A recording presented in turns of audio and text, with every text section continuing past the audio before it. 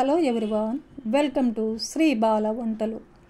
ఈరోజు వీడియోలో దసరా నవరాత్రులు వస్తున్నాయి కదండి.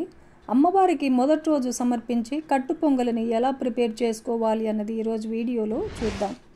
ప్రసాదం రెసిపీగానే కాదండి, మార్నింగ్ బ్రేక్ఫాస్ట్ టైంలో కానీ డిన్నర్ టైంలో కూడా ఈ కమ్మనైన కట్టు పొంగల్ని ప్రిపేర్ చేసుకొని హ్యాపీగా ఎంజాయ్ చేయవచ్చు. మరైతే ఇప్పుడు లేట్ చేయకుండా మనం ప్రాసెస్ని చూసేద్దాం. ఒక కుక్కర్ పెట్టేసుకొని 1 గ్లాస్ రైస్ వేస్తున్నాను. అదే గ్లాస్తో 1 గ్లాసు పెసరపప్పును వేసేసుకోవాలి. 2 సార్లు శుభ్రంగా కడిగేసుకొని ఏ గ్లాస్తో అయితే మనము పెసరపప్పు బియ్యం తీసుకున్నామో అదే గ్లాస్తో 7 గ్లాసుల వాటర్ వేసుకోవాలి. టేస్ట్కి సరిపడా సాల్ట్ వేసేసుకొని ఒక అరగంట పాటు బియ్యాన్ని పెసరపప్పుని నానబెట్టుకుందాం. అరగంట తర్వాత కుక్కర్ మూత పెట్టేసి మీడియం ఫ్లేమ్లో ఒక 4 విజిల్స్ వచ్చేంత వరకు కుక్ చేసుకోవాలి. 4 విజిల్స్ తర్వాత ఆవిరంతా పోయిన తర్వాత మూత తీసి చూసామంటే చూడండి, 7 గ్లాసుల వాటర్ సరిగ్గా సరిపోయాయి. కన్సిస్టెన్సీ ఇలా ఉండాలి.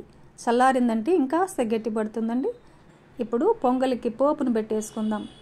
కట్టు పొంగలికి ఆయిల్ కాకుండా నెయ్యితో పోపు పెట్టుకున్నామంటే టేస్ట్ చాలా బాగుంటుందండి. స్టవ్ ఆన్ చేసి ఒక ప్యాన్ పెట్టేసుకొని 2 టేబుల్ స్పూన్లు నెయ్యి వేసుకోవాలి.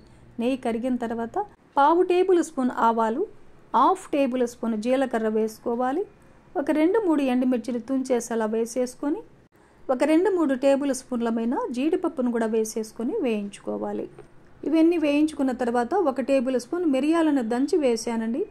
మీరు కావాలంటే మిరియాలనైనా వేసేసుకోవచ్చు.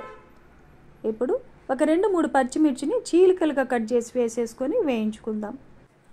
కొద్దిగా ఫ్రెష్ కరివేపాకును కూడా వేసేసుకోవాలి. 1 టేబుల్ స్పూన్ అల్లం తురుమును వేస్తున్నానండి. మీరు కావాలంటే అల్లం చిన్న చిన్న ముక్కలుగా కట్ చేసి కూడా వేసేసుకోవచ్చు. ఇవంతా ఇలా బాగా వేయించుకున్న తర్వాత చివరిగా 1/4 టేబుల్ స్పూన్ ఇంగువను కూడా యాడ్ చేసుకోవాలి. కట్టె పొంగల్లో కొంచెం ఇంగువ వేసుకోవడం వల్ల పొంగలి టేస్ట్ చాలా బాగుంటుందండి. ఇప్పుడు స్టవ్ ఆపేసి ఈ పోపునంతా పొంగల్లో కలిపేసుకుందాం. ఈ పొంగలి నైవేద్యంగా కానీ మార్నింగ్ బ్రేక్ఫాస్ట్ టైంలో, నైట్ డిన్నర్ టైంలో కూడా తీసుకోవచ్చు. టేస్ట్ చాలా బాగుంటుందండి. చూశారు కదండి ఈ కమ్మనైన కట్టె పొంగలిని. ఈ ప్రాసెస్లో మీరు కూడా ఇంట్లో ప్రిపేర్ చేసి దసరా నవరాత్రుల్లో మొదటి రోజు అమ్మవారికి నివేదనగా సమర్పించి టేస్ట్ చేయండి.